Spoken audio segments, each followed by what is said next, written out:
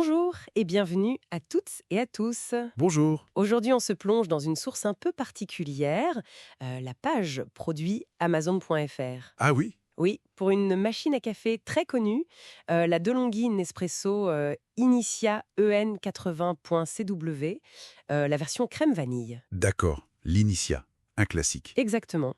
Et notre but, c'est vraiment de décortiquer cette page pour extraire l'essentiel sur cet appareil, ses caractéristiques et surtout ce qu'en pensent les acheteurs. Très bonne idée. Analyser les arguments de vente, les specs techniques, et puis confronter ça aux milliers d'avis clients. C'est une mine d'infos, une page comme ça. C'est ça. Une exploration ciblée pour voir ce qui ressort vraiment. Alors, allons-y. Qu'est-ce qu'elle nous dit, cette page? Alors, premier point, elle se veut compacte et performante. On nous met en avant une pompe haute pression de 19 bars. Hmm, 19 bars. C'est le standard Nespresso. Essentiel pour un bon espresso. Pour l'extraction des arômes. Voilà. Et aussi un système thermobloc. Ça permet un chauffage rapide, moins de 30 secondes apparemment. Oui, le thermobloc, c'est assez courant. Ça évite d'attendre le matin. C'est un vrai plus, ça. Rapide montée en température. Côté dimension, elle est vraiment petite. 12 cm de large, 23 de haut, 32 de profondeur et légère, 2,4 kg. Ah oui, c'est vraiment compact. Idéal pour les petites cuisines, les studios. C'est ça. Et bien sûr, elle fonctionne avec les capsules Nespresso, insertion et perforation automatique, le système classique. Simple et efficace. La page parle aussi d'un ensemble de bienvenus. J'imagine que ce sont quelques capsules pour démarrer. Oui, probablement un petit assortiment. C'est habituel. Et une fonction éco. Elle s'éteint après 9 minutes sans utilisation. Puissance 1260 watts. D'accord. Et je vois qu'elle est notée choix d'Amazon. Oui, c'est vrai. Ça, en général, ça veut dire qu'elle se vend bien, qu'elle a de bonnes notes, un produit populaire, quoi. Tout à fait. Le message est clair, simple, rapide, petite. Ah, bon, ça c'est la théorie, la description produit. Maintenant, la pratique. Qu'en disent les gens qui l'utilisent au quotidien? Alors là, on a du lourd. Presque 46 000 évaluations. C'est énorme. 46 000, ah oui, c'est une base de données considérable. Et la note moyenne? 4,2 étoiles sur 5. Ce qui est plutôt solide avec un tel volume d'avis, non? Ouais, tout à fait. 4,2 sur 46 000 avis, c'est un score très respectable. Alors, qu'est-ce qui plaît le plus, d'après les commentaires? La page propose une synthèse, je crois. Oui, il y a une synthèse par IA. Et ce qui ressort massivement, c'est d'abord la fonctionnalité. Les mots efficace, fait le job, ça revient tout le temps. Logique. C'est ce qu'on attend d'elle, faire du café, simplement. Exactement. Ensuite, la taille compacte. Ça, c'est un énorme avantage pour beaucoup.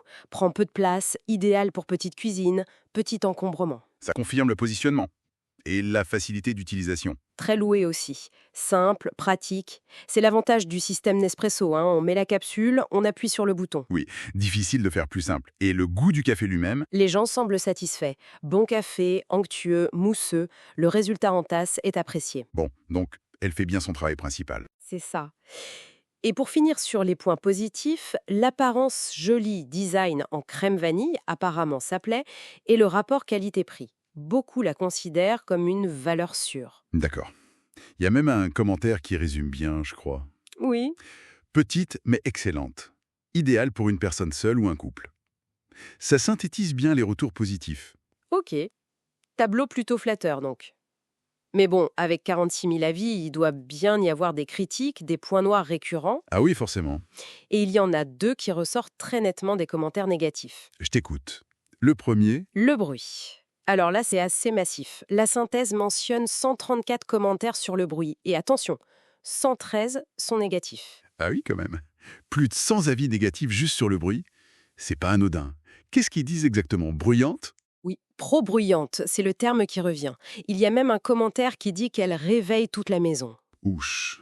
C'est souvent le cas avec les pompes haute pression dans un petit châssis en plastique, ça peut vibrer, faire du bruit. Probablement. La page ne détaille pas la nature exacte du bruit, mais le message est clair. Pour certains, c'est rédhibitoire. D'accord. Et le deuxième point faible? Les fuites.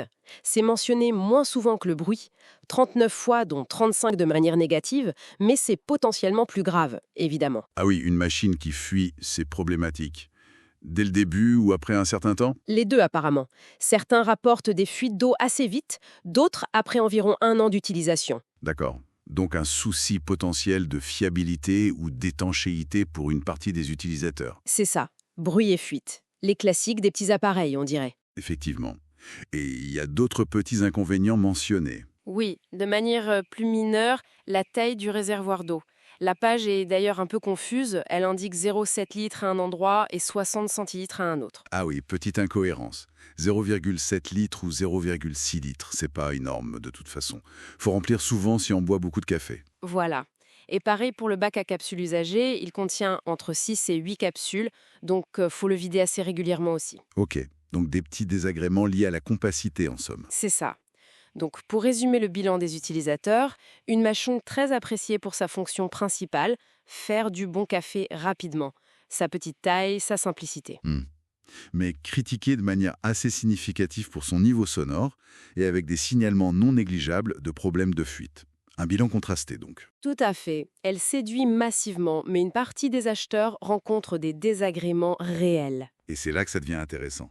Malgré ses défauts, le bruit surtout, et le risque de fuite, elle reste choix d'Amazon, avec des dizaines de milliers d'avis majoritairement positifs. Oui, c'est ça qui est frappant. Comment on explique cette popularité immense malgré tout? Je pense que pour beaucoup d'acheteurs, les avantages fondamentaux de Nespresso, la facilité, la rapidité, le goût constant, la variété des capsules, et ici spécifiquement la compacité extrême de l'Initia, pèsent plus lourd dans la balance. Plus lourd que le bruit ou même le risque de panne? Apparemment, surtout si le prix est attractif, ce qui est souvent le cas pour l'Initia, c'est un modèle d'entrée de gamme, les gens sont peut-être prêts à accepter certains compromis pour accéder à l'écosystème Nespresso à moindre coût et avec un encombrement minimal. C'est une hypothèse plausible. La page mentionne d'ailleurs des alternatives, comme la Krups Initia qui est quasiment la même, mais aussi la Pixie, la Vertuo Pop ou même la Philips L'Or Barista. Oui, mais le succès de cette DeLonghi Initia EN80.CW semble indéniable d'après cette page. Bon, si on devait faire une synthèse finale de notre lecture de cette page produit. Eh bien, je dirais que cette page dépeint la Nespresso Initia EN80.CW comme une machine ultra compacte, très rapide, incroyablement simple à utiliser et capable de produire un bon café Nespresso. Et ça, c'est largement confirmé par la majorité des utilisateurs. Tout à fait. Mais, il y a un mais. Le bruit important et un risque non négligeable de fuite sont des contreparties bien réelles, signalées par une minorité significative d'acheteurs. Ce qui nous amène à une réflexion intéressante pour conclure peut-être. Oui, justement.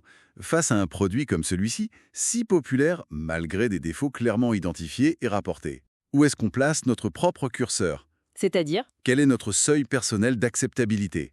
Qu'est-ce qu'on est prêt à tolérer comme inconvénient, que ce soit le bruit, devoir remplir le réservoir souvent, ou même un risque de panne, en échange des avantages? La commodité, la rapidité, le prix, la taille?